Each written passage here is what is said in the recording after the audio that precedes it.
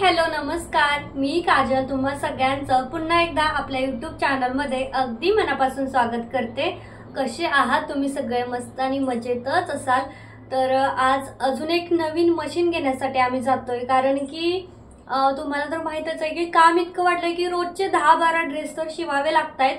आणि बऱ्याच दिवसापासून मी ज्यावेळेस चालू केलं आपलं जसं थोडंसं प्रोफेशनल राहिलं ना, तर मग कसं होतं समोरच्याला सुद्धा फिनिशिंग चांगलं फिटिंग वगैरे चांगला असेल ना, आतनं ओव्हरलॉक नाही केलं तर ते बरोबर वाटत नव्हतं। त्याच्यामुळे मी माझ्या ती ऑटोमॅटिक मशीन आहे ना तिच्यावरती करत होते, पण ती मशीन आहे छोटी, 6 तास म्हणजे 6 तास तिच्या दिवसामध्ये आपण चालवू शकतो साधारणतः।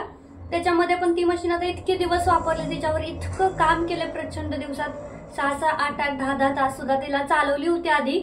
आणि त्याच्यामुळे ती ओव्हरलॉकचं कसं होते, धागा मोठा असतो, मग ओव्हरलॉकचा धागा मोठा असतो, मशीन बारकी पडते, त्याच्यामुळे त्याची जी आतली स्प्रिंग असते ना ती स्प्रिंग खराब झाली होती। दुसरी स्प्रिंग आम्हाला त्या मशीनची बदलावी लागली। आता चांगलं स्पीड आहे, पण त्याच्यावर क्विक पिको फॉल, शिलाई, डिझाईन, पॅटर्न, हुक लूप हे सगळं ठीक आहे, पण ओव्हरलॉक ते काका बोलले की करू नका, ओव्हरलॉक केलं तर अजून ती स्प्रिंग आहे ना ती खराब व्हायची शक्यता असं ते सांगत होते। त्याच्यामुळे मग म्हटलं, आणि त्याच्या आता 8-10 दिवस झालं ओव्हरलॉक दिलेलं नाहीये, 10-15 दिवस होत आले नाही दिलं मशीन नीट केल्यापासून। तर मग बऱ्याच एवढं कोणी काय बोललं नाही, कारण धागे निघत नसतील ना तर काही गरज नसती, कारण सगळेच घरगुती असतात ते काय ओव्हरलॉक देत नाही।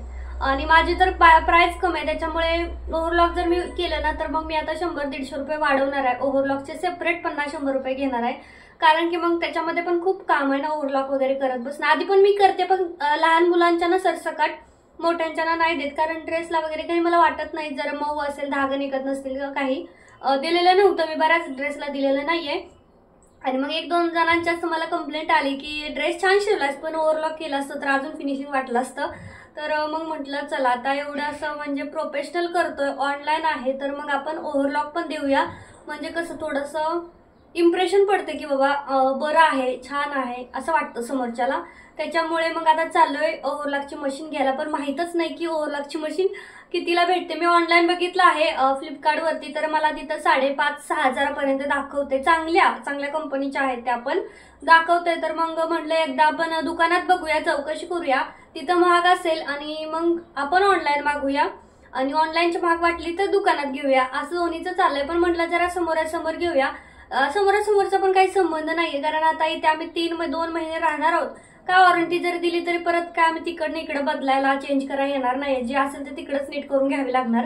जसं ऑनलाईनला पण वॉरंटी असते, 1-2 वर्षाची वॉरंटी ऑनलाईन सुद्धा असते, कारण माझी जी आहे ना तिची 1 वर्षाची वॉरंटी होती, पण आता 3 वर्ष झाले, त्याच्यामुळे मग आता तिला आम्ही ऑनलाईन वरती त्यांना कंप्लेंट नाही करू शकत की असं असं झालंय। पण मला असं वाटतंय की फ्लिपकार्ट वरूनच घ्यावी, जास्त चांगली राहील, कारण मला चांगल्या लागतात वस्तू ऑनलाईन वाल्या, आणि दुकानातलेही चांगल्याच आहेत। आता माझी दुसरी मशीन तीही चांगलीच आहे, पण तरी म्हटलं एकदा आपण दुकानात बघूया, आणि एकदा नंतर मग कसं प्राइस राहते, किंमत आपल्याला परवडेल अशीच घेतली पाहिजे, कारण काम तर आहे पण एवढं सेव्हिंग नाही त्याच्यातून की बाबा की पूर्णपणेच आपल्याला सगळंच सेव्हिंग निघलं पाहिजे। आता मी ती एक ड्रेस 900 रुपयाला दिला, 1 पीस पूर्ण, तरी त्याच्यामध्ये मला मग साडी जाते 300 रुपयाची, अस्तर 200 रुपयाचं, कुरिअर चार्ज 150 रुपये, असंच 700-800 रुपये जातात, 700 तर जातात, 750-700 ते वरचे ते 250 रुपये मग मला राहतात। त्याच्यामध्ये पण ओव्हरलॉक द्यायचं म्हणजे मग खूप होते, कारण कटिंग करायलाच अर्धा तास, शिलाई करायला 1 तास, त्याच्यानंतर ओव्हरलॉक, हे सगळं मग एका ड्रेसच्या मागे 2 तास पकडून चालायचे, मग 2 तासाच्या मेहनतीचं 250 रुपये खूप म्हणजे कमी होते, आणि त्यामध्ये रिक्षाला जावा यावा त्याच्यामध्ये पण खूप आहे। तर चला बघूया आता मी कोणती मशीन घेते, आणि माहित नाही, कारण वापीला जर गेलो, वापीला दमनमध्येच बघणार आहे, 1-2 ठिकाणी आहे, पण त्यांच्याकडे काही दुकान असं डायरेक्ट ठेवलेला मशीन नाहीये, विचारून यायचं आहे की बाबा तुमच्याकडे भेटेल का, घेऊन यायला। तर कारण वापीला जायचं म्हटलं की 1 तास फिक्स, जायला अर्धा तास, यायला अर्धा तास, आणि तिथं बघायला 1 तास 2 तास।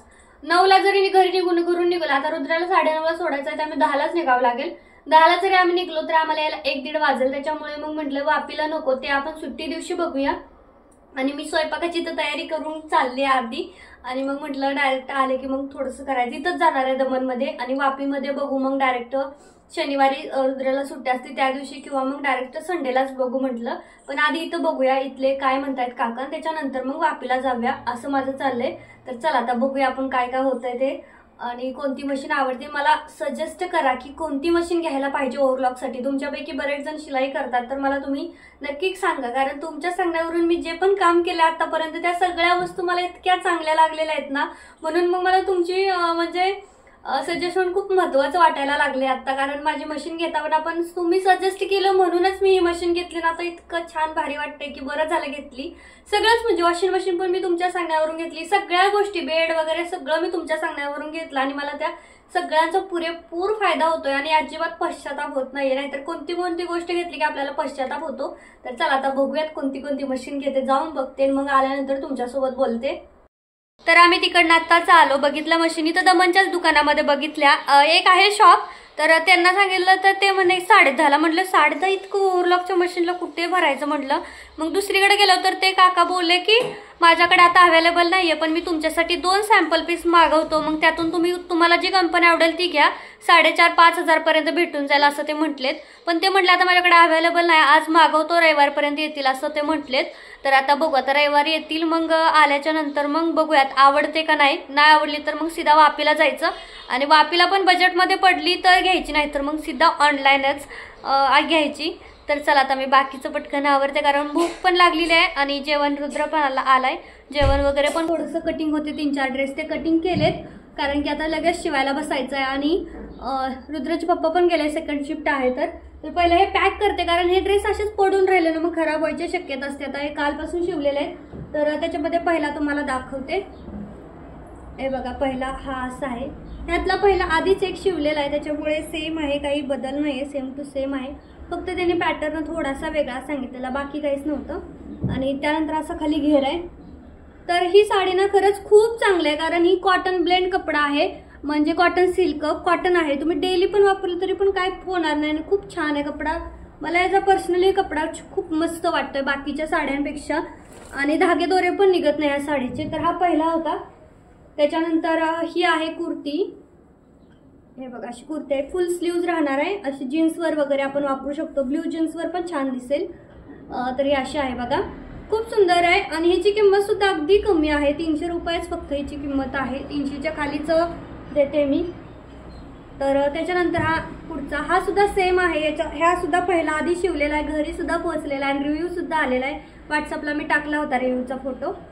ह्याला सुद्धा बॅकला नॉड वगैरे आहेत, लटकन आहे, त्याने हँड मोठे, तर साईज मोठी आहे, 42 का 44 साईज होती बघा, त्याच्यामुळे हा ड्रेस खूप मोठा आहे, त्यामुळे मग मी घातलेला नाहीये कारण मला खूप मोठा दिसेल, पण घेर खूप जास्त आहे या ड्रेसचा, आहे बघा भरपूर असा घेर आहे या ड्रेस आणि खाली अशी एलिफंटची डिझाईन आहे ना बघा, मस्त वाटतंय, खूप लुक येतोय। कस्टमरने पण घालून मला फोटो टाकला होता, खूप छान लुक आला होता त्यांचा।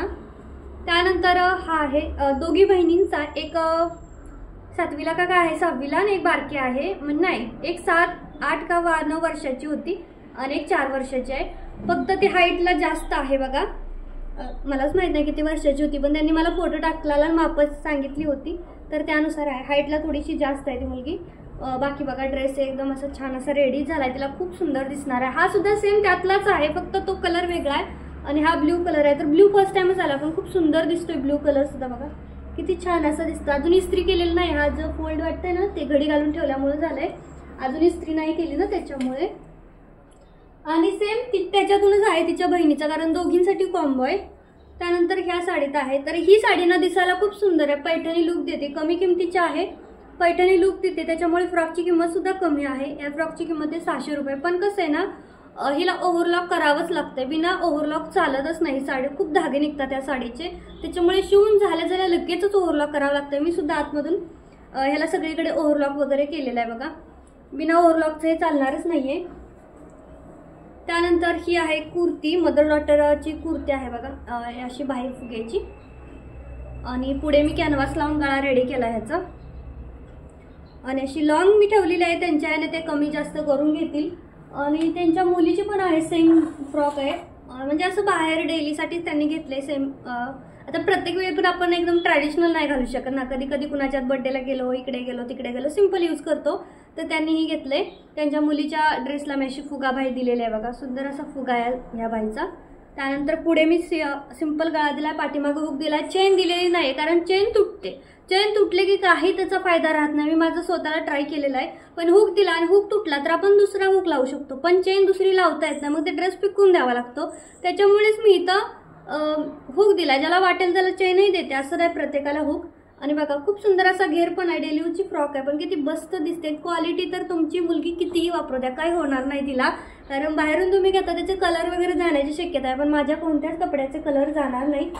त्यानंतर जो ब्ल्यू शिवला होता ना बघा, ह्याच्यातून होता जॉर्जेटमधून, तो ही आपल्या सबस्क्रायबर ताईंचाच आहे.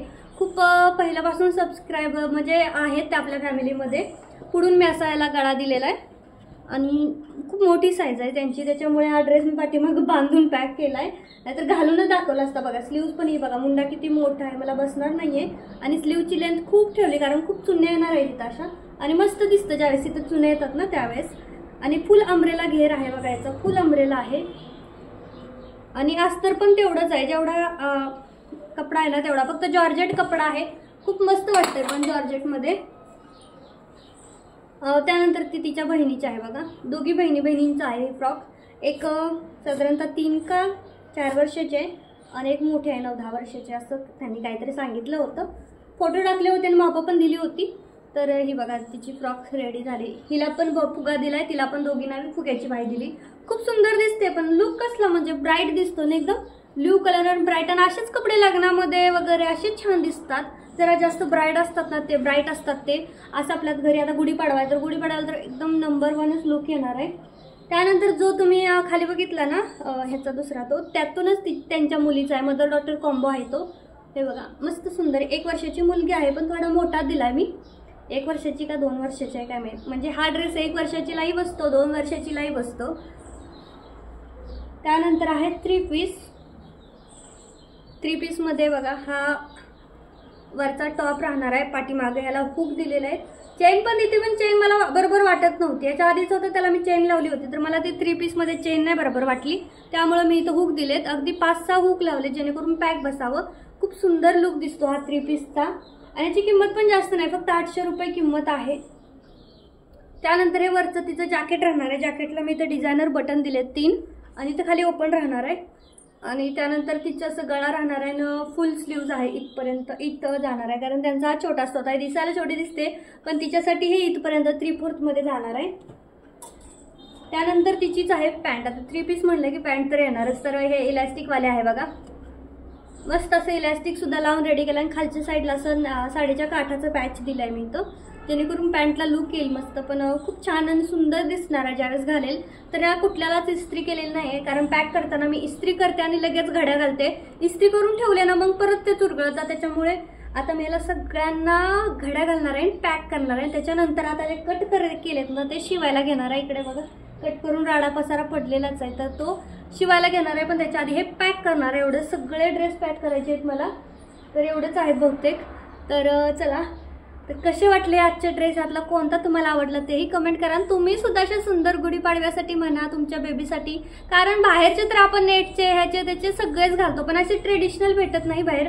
असं असे फ्रॉक वगैरे पण नाही भेटत, आणि भेटले तर इतकी अशी क्वालिटी नसते, किंवा मग अस्तर सुद्धा फुल नसतं. आता माझा अस्तर सुद्धा बघा खालपर्यंत आहे, आणि प्लेट सुद्धा मी इतक्या भरपूर टाकलेल्या आहेत की घालेल ना त्यावेळेस खूप घेर पण दिसणार आहे.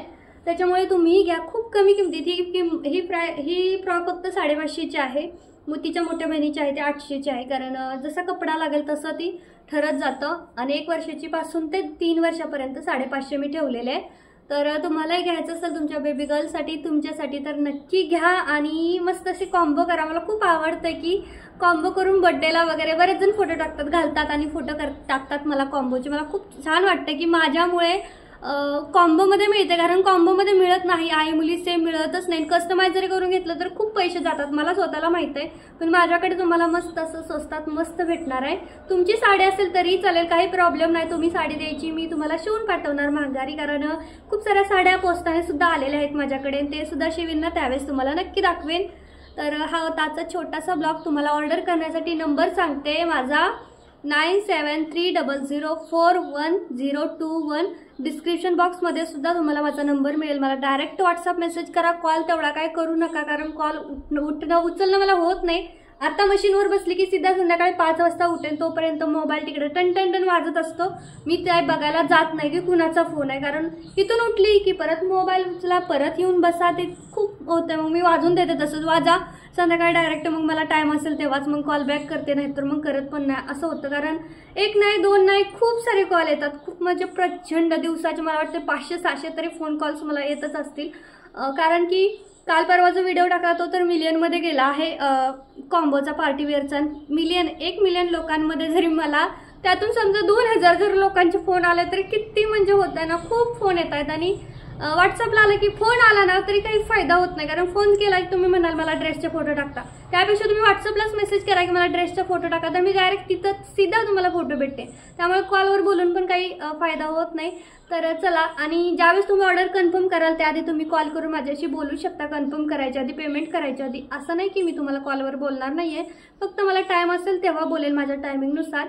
तर चला, आजचा छोटासा ब्लॉग इथंच थांबवते. कसा वाटला मला कमेंट करून नक्की सांगा. आवडला असेल तर लाईक करा, शेअर करा आणि चॅनलला देखील सबस्क्राईब करा. भेटूयात पुढच्या व्हिडिओमध्ये. Bye bye.